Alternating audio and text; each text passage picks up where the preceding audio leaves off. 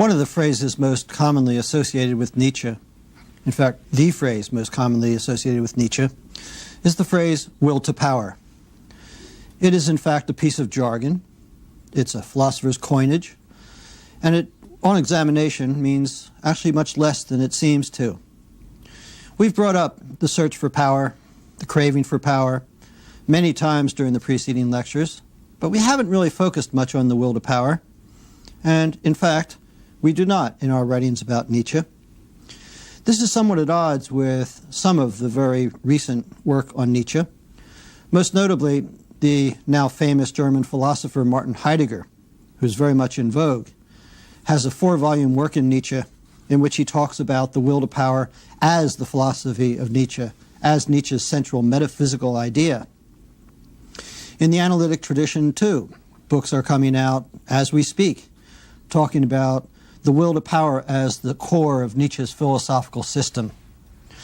Our contention is, however, that it is not anything like that Nietzsche does talk about the will to power, but it doesn't deserve such a central place.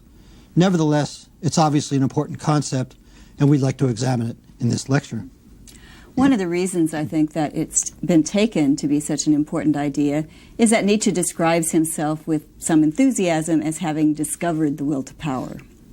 In a way, this is correct, but in another way, it doesn't acknowledge his predecessors. And I think Nietzsche has 2 different sets of precursors in his discovery, the most obvious being the philosopher Schopenhauer. We've already discussed Schopenhauer at some length and spoken of how Schopenhauer believed that all of life, everything living, strives to keep itself going and beyond itself to keep its species going. Schopenhauer at times describes the fundamental impulse of the will as manifest in our world, the phenomenal world, as being a will to life, basically understood as a will to self-preservation and reproduction. In some passages where Nietzsche mentions will to power, he directly opposes will to power to the Schopenhauerian notion of will to life. One of his claims is that it's very obvious if you just look around in nature that there is something that creatures desire even more than life, since they'll risk their lives. What they desire is power, vitality, or perhaps creative self-expression. They see themselves as only barely succeeding if they maintain themselves in existence. There's a desire to enhance themselves, even if that involves risking their lives. So on the one hand, this appears, when he counters Schopenhauer, to be something like a biological drive. Though we should keep in mind that for Schopenhauer, too, the entirety of the phenomenal world, including inanimate matter or inanimate material objects, as well as biological entities, are all expressions of will. That's one of the reasons why will to power seems to be a kind of metaphysical vision on Nietzsche's part. Another basis for this kind of metaphysical reading, where will to power is the fundamental reality in general, comes from Nietzsche's notes. One that's particularly famous, especially so after Oliver Stone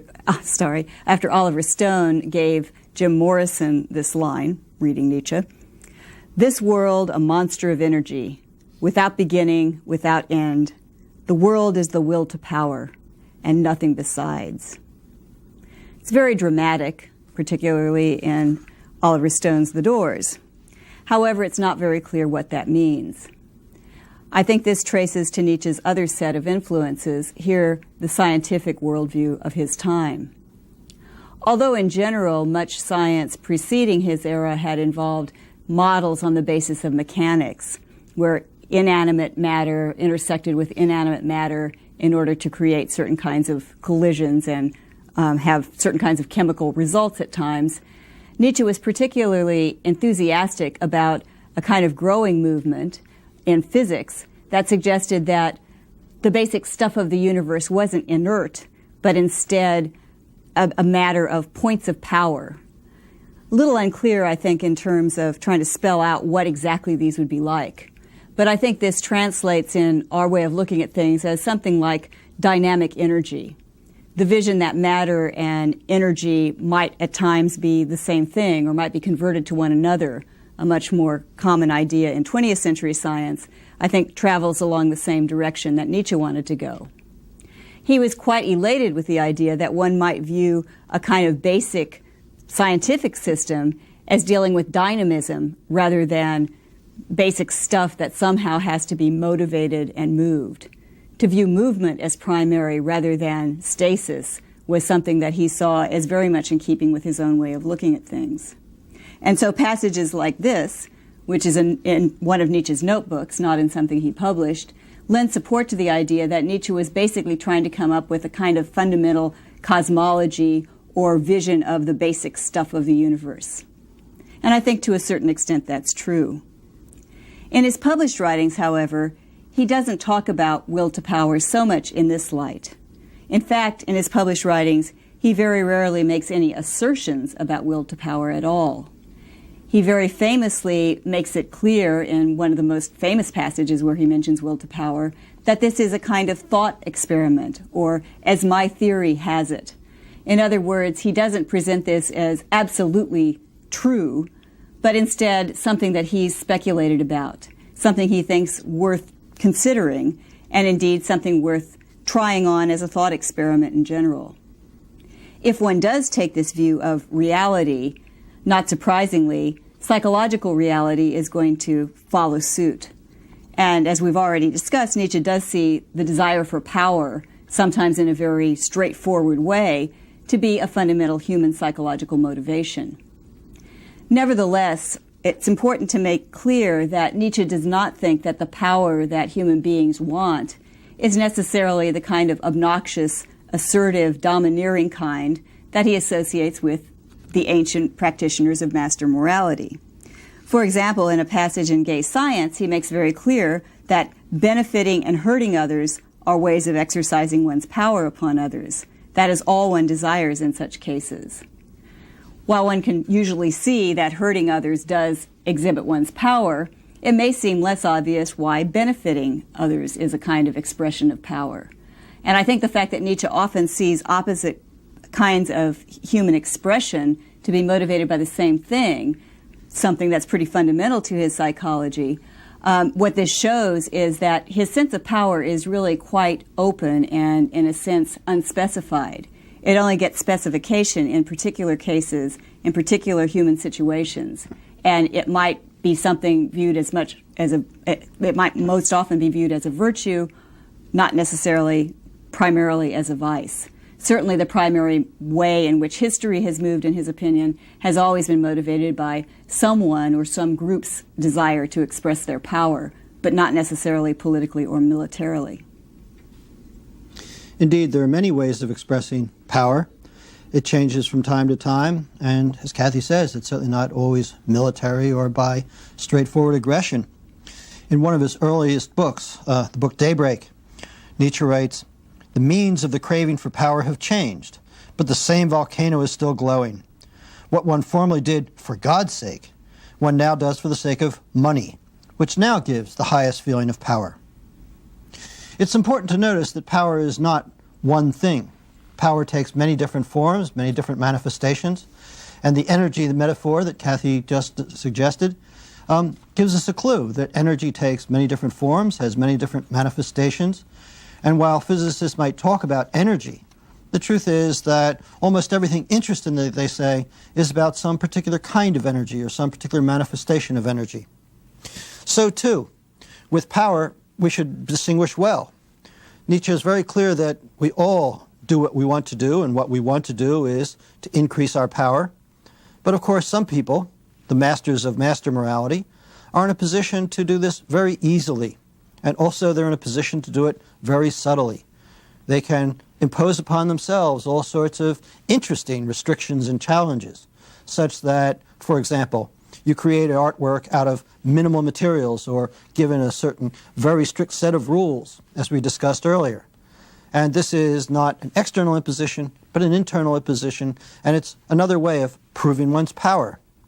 At the same time, people who are not in a position of doing what they want, people who are not in a position of straightforwardly exercising their power, are capable of doing almost anything. He says in the same book, "One should distinguish well, Whoever still wants to gain the consciousness of power will use any means. He, however, who has it becomes very choosy and noble in his tastes. There's a sense in which the very phrase, the will to power, is, I think, systematically misleading. And I often say to my students, for example, that really what Nietzsche means is neither will nor power. And I sometimes add, nor does he mean the, nor does he mean to. Let me explain that. The notion of the will, as Kathy mentioned, comes more or less directly from Schopenhauer, and he takes it more or less directly from Kant. Now, there's a huge difference between the two. For Kant, the will is something individual. Each of us has a will, and will is basically what it lies behind our actions. We choose our actions, we will our actions. For Schopenhauer, the will is emphatically not individual. It is one will, which is in some sense inside of or behind all of us. And the individual will is, as we mentioned earlier, something of a problem. The whole question of agency is open to question. Nevertheless, Nietzsche rejects both notions. He maintains with Kant the idea that what we're talking about is the individual. But to talk about the will, that, he says, is a fiction. The idea that there is some agent, that there is some special, I don't know what to call it, a force behind our actions, which is somehow cut off from, insulated from the causes and effects of the natural world, including the workings of our brain. That can only be a philosopher's fantasy. It has nothing to do with how we actually work. So to talk about will in the Kantian sense is nonsense, except for the fact that Kant is right in some sense, focusing in on the individual. With Schopenhauer, the problem is the opposite. Because it's one will, this metaphysical entity, Nietzsche, who throughout his philosophy, quite contrary to Heidegger and some current theorists, really pushes away and rejects metaphysics. This idea of a metaphysical will is something that he wants to reject, even if, as in Schopenhauer, it is something which we personally experience in our own case. So what he's talking about should not be conceived of as a will. One might talk about the motive to power or something like that. But by power, of course, we also open up a whole door of possible misunderstandings. Most importantly, there's the idea that power means military or political power. Now, the Germans actually distinguish this by talking about Reich for political power, and the word that Nietzsche uses is Macht. But to think of Macht, I think, as power lends itself to a misunderstanding. Perhaps a better translation would be something like strength, although there's another word for that, or even self-expression, although that can't be a literal translation. So I think what Nietzsche is referring to by the will to power might better be thought of as the will to be oneself, the will to show oneself for what one is, the will to feel alive and feel vital and creative. Now, what about the and to? Well, the, very simply, indicates that there is some singular thing. If we're talking about Schopenhauer, talking about the will makes perfectly good sense. But we're not talking about Schopenhauer. And for Nietzsche, it's the many manifestations and the many differences that are of importance. And to? Well, to very simply indicates a kind of goal orientation, something Kathy will talk about in a second. But the idea that what we want is to achieve a certain goal, to increase power, to get power, and so on, I think is very misleading for Nietzsche, because what he's talking about is something different. Indeed, I think that there is a kind of tendency to think of will to power as wanting some desirable state. As Nietzsche understands will to power, in fact, one of the things he thinks is desirable about the expression, it's always on the way toward. So there is no sense in which one completes the project of being will to power. You can't get enough power, at least in the sense that Nietzsche means it. Certainly many of the kinds of goals that people set for themselves are quintessential and very clear manifestations of will to power. Someone who does run for high office is seeking power in a straightforward way. Someone who seeks wealth, another way, but also someone who seeks knowledge or truth. Nietzsche is very clear about the fact that will to truth is a manifestation of will to power. He comments, or has Zarathustra comment, will to truth you call it? a will to the thinkability of all being. This I call your will. All being you want to make thinkable, for you doubt with well-founded suspicion whether it is thinkable. Yet it shall yield and bend for you.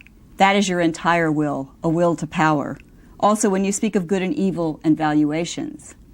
So many of the more spiritual kinds of projects that have been very fundamental to not only Western society, but to human civilization in general, Nietzsche would also view as matters of will to power.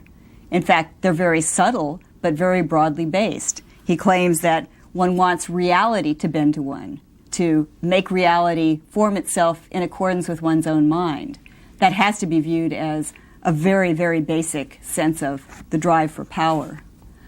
What Nietzsche, I think, has in mind that ends up spilling over into an idea we'll talk about in the next lecture, eternal recurrence, is also that it's essential that will to power be understood as something driving the present. It's, in a sense, an engine that motivates the person in the present tense.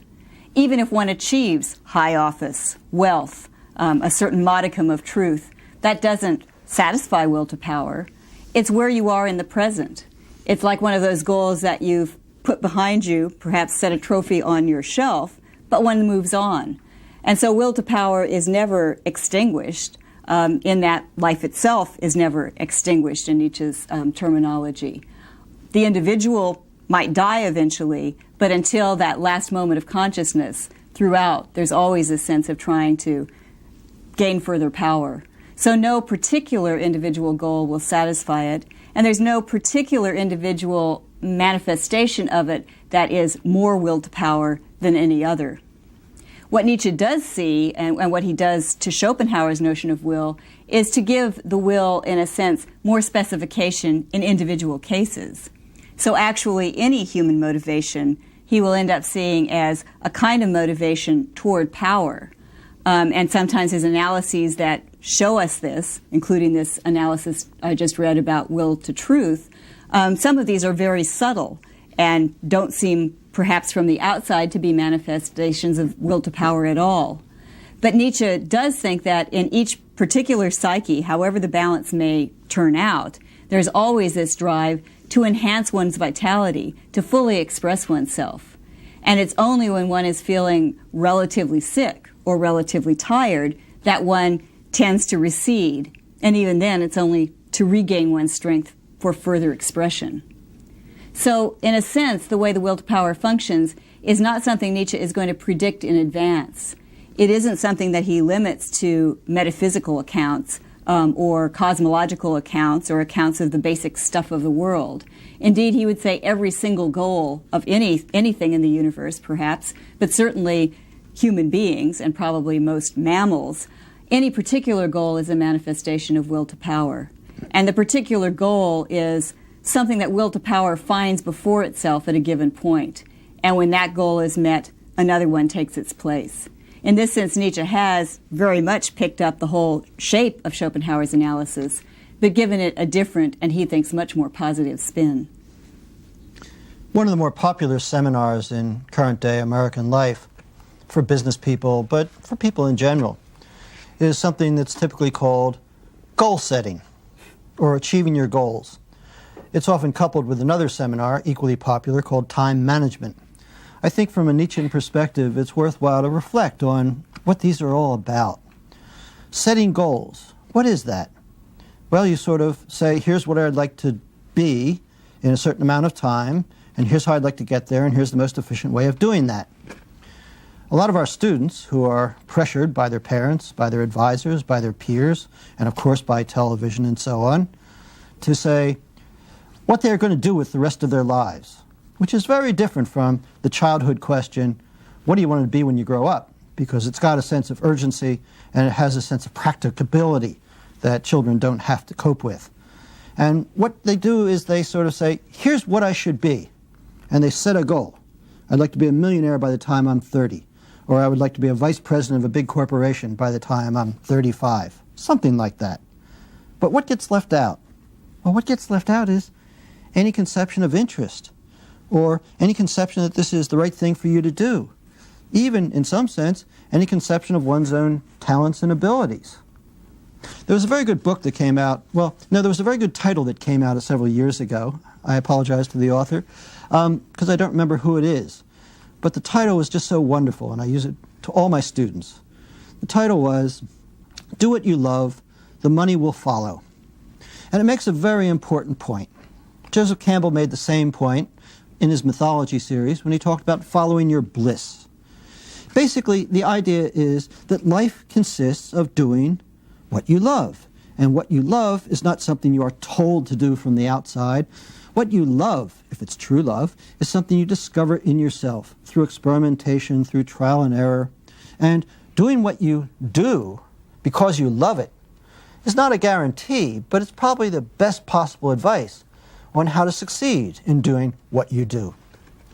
Now, the problem with goal setting and the problem with thinking about the will to power as a kind of goal is that if you set it as a goal, whether it's power itself or any particular manifestation of power, you make it all the less likely you're going to get there. One of my friends pointed out that in corporate life, it's the corporations that say, we've got to meet this financial projection, this bottom line. Those are the ones that in the long run are more likely to fail, because it's the companies that pay attention to what they do and do well, pay attention to their customers, pay attention to their product. They're the ones that succeed. Aristotle argued many years ago that if a person says, I want to be happy, well, there's something self-defeating about that. Of course we want to be happy, but how do you do it? By being the most excellent person you can be given your own virtues. Now, what Nietzsche's saying about will to power, I think, can be put in the following way. Life is a process. Life is ongoing. And life consists of the passions with which we throw ourselves into what we're doing. When Kathy referred to the energy concept that Nietzsche borrowed from physics, I think that has a very personal manifestation too. The idea of one's life as energetic. Contrast this with a very traditional philosophical notion. One finds it both in the East and in the West. But it has to do with the ultimate end of philosophy and the ultimate end of life and the point of many religions, which might be characterized as a kind of tranquility or peace of mind, or in some cases even a kind of apatheia, a kind of apathy, a kind of freedom from the perturbance of emotions. Well, one can see that Nietzsche would find all such views very much like the last man he describes in Zarathustra, somebody who's kind of dead to the world, who might in some banal sense be happy, but really has nothing to offer either him or herself or anyone else. The image that Nietzsche wants to project is that life is exciting.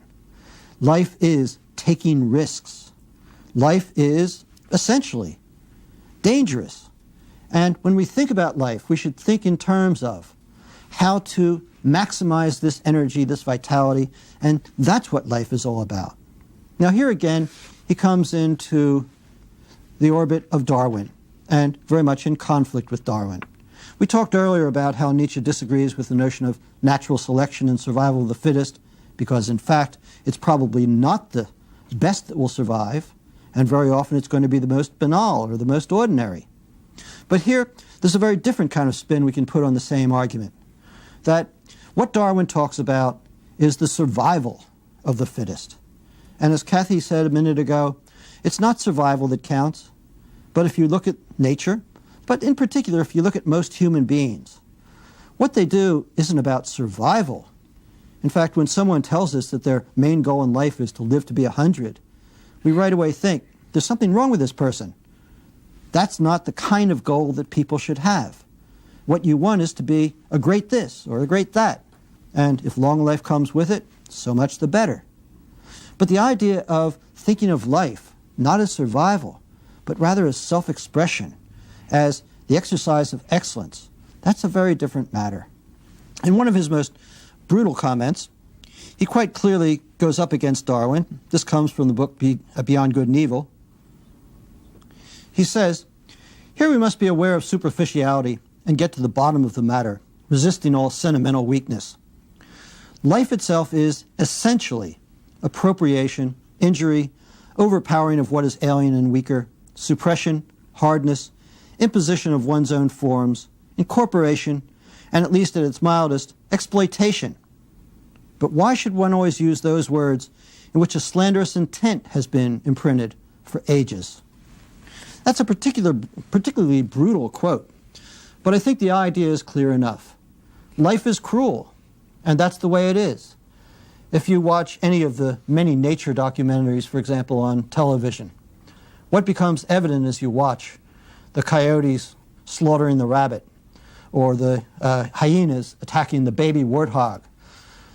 What you see is nature red in tooth and claw. And that's the way it is, and that's the way we are. Not that we can't sublimate and civilize ourselves, but if we're talking about basic motivations, if we're talking about what is deep inside of us and what drives us, then we can't ignore the fact that we are part of that animal kingdom. And in fact, as human beings with our extra intelligence, with what philosophers delight in calling reason, it only becomes more complicated and in a way more cruel, or more subtle and cruel. Because the truth is that the will to power, as Nietzsche puts it, isn't just a matter of trying to keep afloat, trying to survive, but it really is a sense of trying to excel. And in a competitive world, which is certainly what this is, that means at the same time trying to make the best of what one is, even at the expense of other people. Now, this deep psychological notion, this idea of the will to power, or more accurately, the will to making oneself everything that one can be, is what Nietzsche uses as a counter, as we pointed out in an earlier lecture, for example, to Mill's utilitarianism, and its rather banal and agreeable sense that what we really strive for is pleasure and the avoidance of pain. In a way, this kind of formulation simply ignores our relationship to other people. More important, it ignores our relationship to ourselves. One can be full of pleasure and be completely vacuous. One thinks of someone, for example, on drugs. One can be in pain or a great deal of suffering, but at the same time be living life to its fullest. And of course, Nietzsche's always example is the artist, who very often subjects him or herself to a lifetime of struggle and dissatisfaction. And here what Kathy had to say makes perfectly good sense when you think about the life of creativity in any form, that there is no point of satisfaction. And this isn't a matter of greed, and it's not a matter of Schopenhauerian pessimism, but the very nature of being creative is you can't long be satisfied with what you've done before you move on to your next project. Nietzsche, for example, finished one book, The Twilight of the Idols, one morning, and that afternoon started the book, The Antichrist. And many of the writers I know, it's the same project. What they do is they finish one, and they can't wait to start the other. As Goethe put it, from desire, I rush to satisfaction. From satisfaction, I leap to desire. The truth is that we are desiring creatures. To think of life in terms of complacency or contentment, to think of life in terms of tranquility or peace of mind, is really to deny the kinds of creatures we are. So, going back to master morality and the sorts of things that Nietzsche actually advocates, it's not just a matter of being in control, but rather it's a matter of self-expression. The word aristocracy, as we mentioned, doesn't just mean rule by the elite. It means, quite literally, rule by the best. And the important thing is to make yourself the best. If we consider the features of will to power that we've been discussing, Nietzsche's conception of the Übermensch makes a lot more sense, I think. We pointed out that Übermensch isn't to be viewed as an evolutionary goal in a straightforward sense. Nevertheless, Nietzsche does talk about the Übermensch as something to seek for humanity in the future to be able to live up to. It's an ideal, and an ideal of continual creativity and self-expression that we can look to in our own lives, even if we can't entirely exemplify. I think he doesn't really expect for later generations to be able to be continually creative too. Presumably they'll also need sleep. But the Übermensch is intended to be something like a further descendant of ours. In fact, you might say that what Nietzsche's trying to do is move the direction of evolution away from the notion of the descent of man to something like the ascent of man. What kind of future child or descendant of our children could we hope to bring about by the way we live now? And that's a kind of expression of will to power that reaches even into further generations. Thanks.